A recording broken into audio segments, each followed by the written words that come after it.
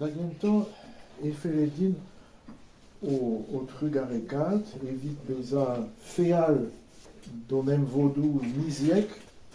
Donc d'abord, je voulais vous remercier pour votre fidélité à nos rendez-vous mensuels. Tout le monde n'est pas là, il n'y a jamais tout le monde, mais il y a quand même du monde. À Trugares, Evidare, Odeus, Kemeret Pers, et pardon de Santezana, à Dresstol, et son jalaran service ou stol, à Labo Prienti. Merci à ceux qui étaient là pour le pardon de Satan, et je pense particulièrement au service du café, etc. Et puis à la préparation. Voilà. Bebloa, ces hommes tomiques encrezet, et rigolo, d'ostagan et votu, pénos et vogrètes, tous les ans, c'est normal, hein. On se demande, on se dit, bon, est-ce qu'on va réussir, est-ce que... Mine de rien, ça, ici, ça nous prend énormément de temps, ça nous prend un mois. Le mois de Sainte-Anne, mais il faut un mois avant pour préparer. Et encore, on n'est jamais au point, parce que il y a toujours, à chaque fois, je me dis, bon, cette année, on n'a pas encore fait. Par exemple, il y a un tas de choses que je voudrais qu'on améliore pour la liturgie ce jour-là, un tas de choses. Voilà. Donc il y a énormément de travail, en fait. Voilà. Neuze au Trugarekat. Et j'aimerais insister sur ça, sur le service. Quand on parle de service, par exemple ça, servir à table, etc., on a des images en tête. On voit le café, machin, tu fais ci, tu fais ça. Et on a aussi un jugement sur ces choses. Forcément. C'est jamais neutre. Les images ne sont jamais neutres. Elles sont bonnes ou elles sont mauvaises. Jamais neutres. Souvent, dans la parole de Dieu, dans la Bible, que je vous demande d'apporter à chaque réunion, moi j'ai été la chercher, je ne l'ai pas amenée non plus. Souvent dans la Bible, Dieu redonne son sens profond aux choses et nous apprend à nous méfier de la compréhension qu'on a des choses pour passer à une autre dimension, une autre compréhension. Alors pour le service, voilà bien un sujet. Alors oui, je sais qu'il faut que j'aille vite, que j'ai tout plein de choses à dire, etc. Alors donc, bon, on est obligé d'aller vite, mais voilà bien un sujet qui mériterait toute une journée de réflexion sur le service. Parce qu'en fait, on ne sait pas ce qu'on dit quand on dit « merci pour avoir servi le café ». On ne sait pas ce qu'on dit quand on dit ça. Parce qu'on ne sait pas ce que c'est que de servir le café et de prendre part au service. On ne sait pas ce que c'est. Et on a un regard sur ces choses-là qui a besoin d'être renouvelé. Profondément renouvelé. Figurez-vous que Dieu a beaucoup à nous enseigner à travers ça. Beaucoup. Beaucoup. Mais pour ça, il faut qu'on accepte de faire des pas. Si je vous dis, c'est quoi la réaction première que vous avez? Je sais, là, vous n'oserez pas, parce que tout le monde est là. Mais si je dis, après la réunion, merci d'avoir servi le café aujourd'hui, pardon. Qu'est-ce que tu vas me dire instantanément, hein, comme ça? Mais là, ça ne va pas être instantané. Souvent, ce qu'on va dire, c'est normal. Voilà, qu'est-ce que c'est que ça? Enfin, c'est pas bien important, en fait. C'est pas bien important parce que selon le regard qu'on porte sur ces choses, il y a deux choses qui sont les plus grandes. C'est tout, on parle toujours de ça, hein, dans toutes nos réunions, on parle de ça. Mais il faudrait que chacun se demande par rapport à soi. Ça, on ne peut pas le faire devant tout le monde. Hein. Il faudrait que chacun. Il y a deux choses, deux grands obstacles à notre vie chrétienne. Deux. C'est le légalisme et on va appeler ça la superficialité. Le légalisme, on fait parce qu'il faut faire. Et la superficialité, c'est normal. On va lire un petit verset. Et liser Samper, liser Canta Samper, Lenaron et Brezonek d'Agentan, Pepunan Nachonor, Hervé Zachaz, Endeus Resevet, Denem Lakad et Servi Jarial, Evel Merurion Vat, Grâce, Liesort Doué. Alors, les traductions, c'est des traductions. Hein. En breton, c'est pas mal. En français, ce que chacun de nous a reçu comme don de la grâce, mettez-le au service des autres comme de bons gérants. En breton, Merurion. Merurion, c'est pas mal ça. De bons gérants de la grâce de Dieu sous toutes ses formes. Là, on n'est pas dans il faut que, ou oh, ça n'a pas grande importance au fait. Enfin, ça a beaucoup d'importance. Ça a beaucoup d'importance. Est-ce qu'on est conscient qu'on a reçu des dons de Dieu? On a reçu des dons de Dieu, reçu des dons différents. Et qu'on est appelé à les gérer. C'est pas du il faut que, là. C'est de la responsabilité. On est appelé à les faire. Il y a toutes des paraboles hein, sur le bon grain, enfin, etc. Il y a plein, la drachme perdue, enfin ça. On est appelé à gérer les dons. Déjà, il faut d'abord les connaître, enfin les accueillir. Il y a des dons qu'on n'a pas du tout envie d'avoir. Et souvent, on a envie les dons des autres, mais on n'a pas du tout envie, nous, d'avoir ceux qu'on a. On ne les reconnaît pas, d'abord. Qui c'est qui va dire qu'on a tel et tel don? Ce sont les autres qui vont reconnaître. Ah oui, c'est ça, les dons. C'est les autres qui vont nous dire, tu sais, tu fais ça très bien. Alors évidemment, si on passe son temps à enfoncer les autres, on ne va pas les aider à accueillir les dons. Et puis, eh ben, il faut devenir merurion, c'est-à-dire les faire fructifier, en faire quelque chose. Hein, de la grâce, donc en français c'est de Dieu sous toutes ses formes, liesort. La grâce de Dieu est liesort. Ça donne une profondeur à la dimension du service. Mettez-vous au service les uns des autres. Vous comprenez? C'est pas, la question n'est pas la matérialité de ce que l'on fait. La question, c'est l'intention que l'on fait, c'est la compréhension que l'on en a. Est-ce qu'on fait ça comme une corvée pour gagner le ciel, par exemple? Ou bien on fait ça sans y prêter trop attention, en fait? Ou bien on fait ça en se disant que Dieu nous donne cette grâce de je sais pas quoi, et que en faisant ça, eh bien, on est déjà au niveau du royaume de Dieu. On est dans la gestion des choses de Dieu. Est-ce que quand tu sers le café ou n'importe quoi d'autre, tu es dans la gestion des choses de Dieu? C'est tout à fait différent. C'est une autre dimension. Et c'est ça qui fait la différence. C'est ça qui fait la différence. On raconte, je ne sais pas très bien, j'ai pas le texte d'origine, mais enfin, tout le monde raconte ça, ça doit bien avoir un jour je tomberai dessus. Ça. On raconte que les missionnaires, non, en fait c'est très mauvais mot déjà. Les moines de Saint-Colomban avaient un peu reçu comme consigne hein, que quand ils se déplaçaient, comme ils l'ont fait à travers l'Europe entière, eh bien, chaque pas qu'ils faisaient, ils devaient le considérer comme un pas qui était fait pour la conquête du royaume de Dieu. Ça, c'est l'intention. Ouais, c'est quelque chose de... C'est au niveau de l'intention. Marcher, en soi, ça n'a rien à voir avec la conquête du royaume de Dieu. C'est l'intention qu'on donne, qui va habiter le geste qu'on va faire et qui va transformer les choses, parce que nous-mêmes, on est en transformation. Les autres nous voient servir du café, ce n'est qu'extérieur, ça. Ce n'est qu'extérieur. Mais ils ne savent pas qu'est-ce qui se passe entre toi et Dieu par rapport à ça. Et quand on a un service, du coup, il faut le gérer comme ça. Il faut réfléchir sur ce qu'on fait.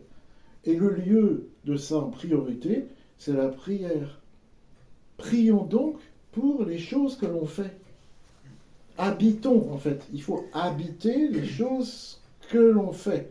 Et du coup, ça va prendre une complète autre dimension. Ce ne sera plus seulement marcher pour aller de tel endroit à tel autre, mais ça deviendra marcher pour conquérir le royaume au Christ. Pourtant, matériellement, c'est la même chose. Et servir le café, ça peut prendre toute une dimension. Ça peut nous transformer, nous, si on considère que vraiment Dieu nous a demandé cette chose à ce moment-là. Voilà. Vous savez, si on est dans le légalisme, forcément, en nous, ça va contre notre nature d'être esclave. Hein, on n'a pas envie d'être esclave. Voilà. Alors, on fait des choses, mais au fond de nous, il y en a toujours un qui dit j'en ai marre. Donc dès qu'on va pouvoir foutre le camp, on va foutre le camp. Elle avait pourtant dit qu'elle prenait le café. Ah, elle est en train de discuter avec l'autre dans la voiture. Vous n'avez pas vécu des choses comme ça, vous? Moi, si. Ça va très loin. Et pour revenir au concret, c'est ça que j'aimerais qu'on se dise quand on dit merci pour avoir servi le café.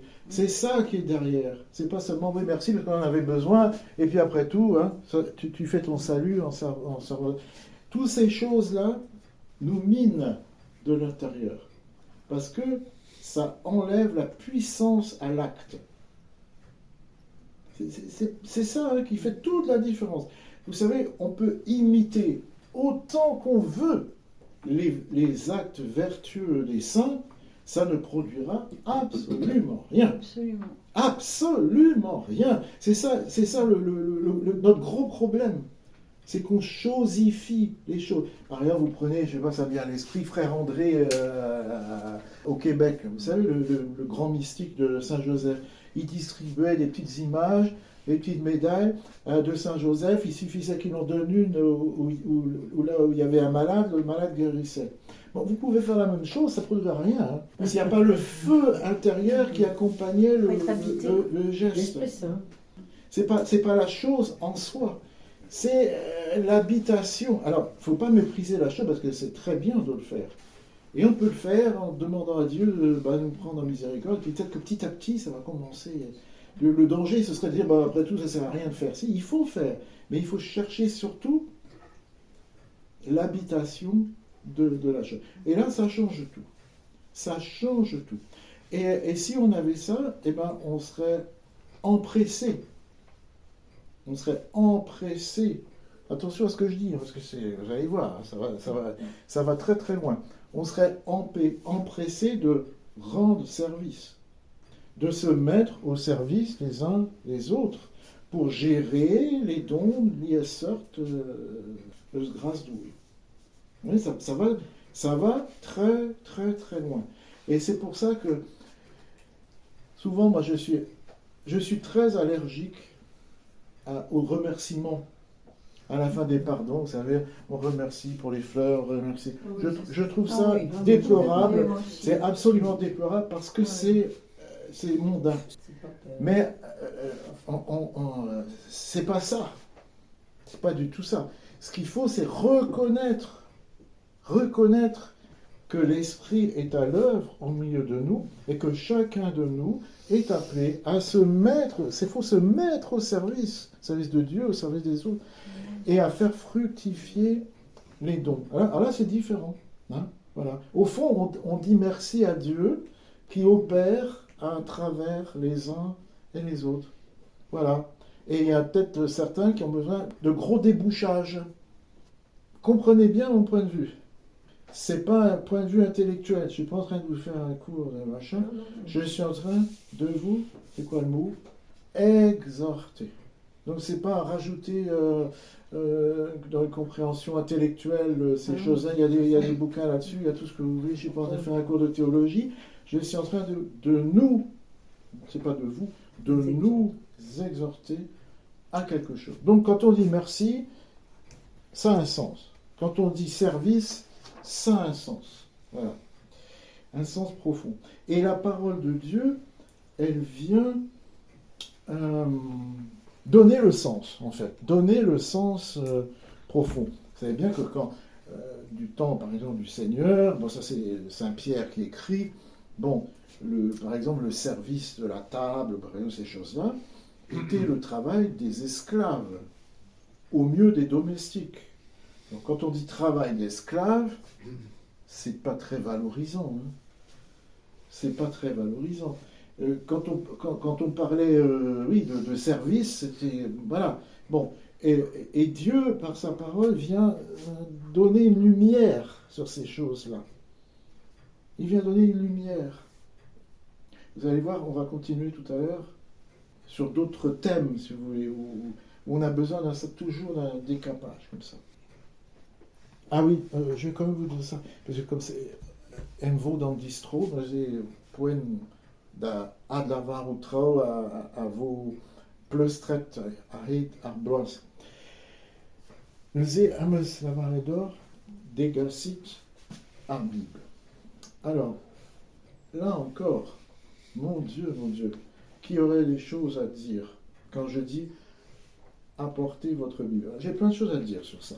La première chose, c'est que quand vous venez ici, à peu près à chaque fois, il y a des moments de prière spontanée, hein, ce qu'on appelle la prière charismatique. C'est une prière spontanée qui essaye de s'ouvrir à l'Esprit Saint.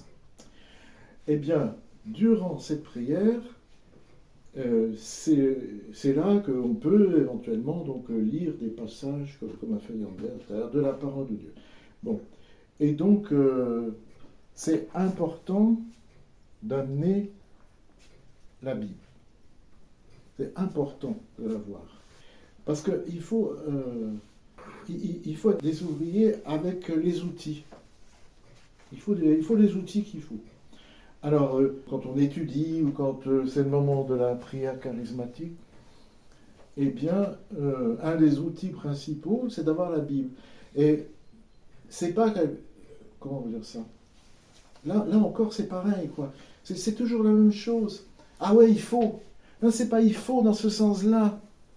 C'est que il y a des gestes qui font la différence. Ça doit être automatique.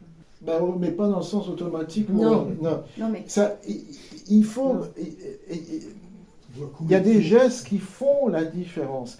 C'est pas partout qu'on va avec sa Bible. Vous êtes d'accord ?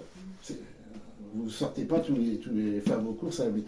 C'est pas partout qu'on vient avec une Bible. Vous prenez les milieux chrétiens. Prenez conscience de ce que je dis. C'est une question de prendre conscience. Prenez les milieux chrétiens. Vous allez à la messe, vous n'amenez pas votre Bible. Qu'est-ce qu'on amène à la messe ? Plus rien. Plus rien du tout. Mais quand on va à la messe à l'Andana, c'est bien d'amener son missel grégorien. Pourquoi ? Parce qu'on va chanter en grégorien. Ou bien on va vous en donner un, vous en prêter un. Parce qu'on a besoin, pour chanter en grégorien, on a besoin d'avoir un missel en grégorien. Et donc, quand on prend la Bible, vous sortez de chez vous pour aller dans une réunion chrétienne, vous prenez la Bible, vous voyez ça, vous dites, tiens, c'est quoi ? C'est quelqu'un qui va à une prière charismatique ou un cercle biblique. Vous comprenez ? Ça fait une différence. Non, je ne sais pas si vous avez compris. Je ne vous parle pas que au niveau matériel, ça fait une différence. Allez, on va employer les grands mots. Dans les lieux célestes, c'est pas la même chose. Vous comprenez ? Vous posez un acte et vous démarquez quelque part. Tu vas où avec ta Bible ? Ah ben, je vais à une réunion chrétienne où vous étudiez la Bible. Donc, c'est pas tous les groupes qu'on fait. Vous en connaissez beaucoup. Il y en a de moins en moins des groupes comme ça. Ah bon ? Donc vous voyez la portée du geste, c'est pas il faut que, parce que si tu vas pas, on va encore te faire remarquer tu n'as pas. Mais c'est pas ça que je dis. C'est prenez conscience de ce que ça veut dire que de prendre la Bible. Prenez conscience. Et puis alors attendez, mieux encore. Attends, elle est en quoi ta Bible ? En breton. Tu parles breton ? Non. Quand on vit ensemble, Mais je parle pas le latin non plus. Non. Oui, mais le breton, c'est pas du latin.